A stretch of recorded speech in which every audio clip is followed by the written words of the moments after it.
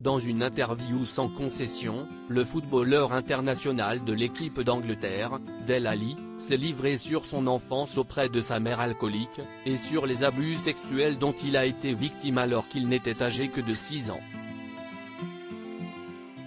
Depuis le lancement du hashtag #MeToo avec l'affaire Weinstein, la parole concernant les violences sexuelles et les viols s'est libérée, permettant à de nombreuses victimes de raconter leur histoire et d'obtenir peut-être un jour réparation grâce à la justice. Dernièrement, c'est l'acteur Gérard Depardieu qui était visé, lui dont le comportement est dénoncé par pas moins de 14 femmes qui accusent l'acteur français de violences sexuelles, et dont les témoignages sur les agissements de ce dernier sont de plus en plus glaçants. Une jeune femme s'est récemment exprimée sur ce que lui a fait subir le comédien sur le tournage d'un téléfilm.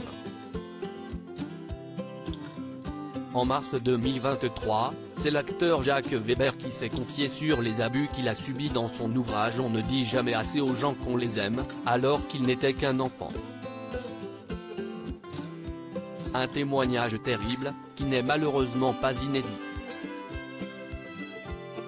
De nombreuses autres personnalités se sont exprimées sur les violences sexuelles qu'elles ont subies enfant.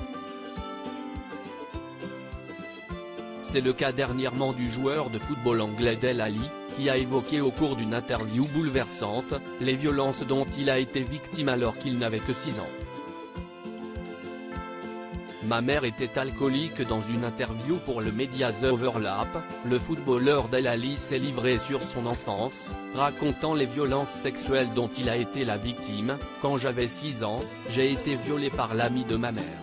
Parce que ma mère était alcoolique.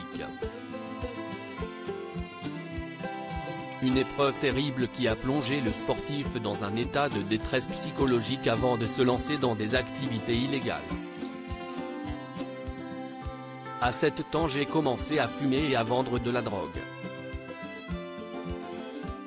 Une personne plus vieille m'a dit que la police n'arrêterait jamais un enfant à vélo. Donc je conduisais mon vélo avec de la drogue sur moi. Une descente aux enfers qui s'est stoppée après son adoption à l'âge de 12 ans par une famille qui l'a sorti de l'enfer des abus et de la drogue. Une famille que remercie Dele Alli et à qui il rend hommage en déclarant ému « Si Dieu a mis des gens bons sur cette terre, c'est eux. Ils ont été incroyables et m'ont tellement aidé. Des gens qu'il ne remerciera jamais assez. »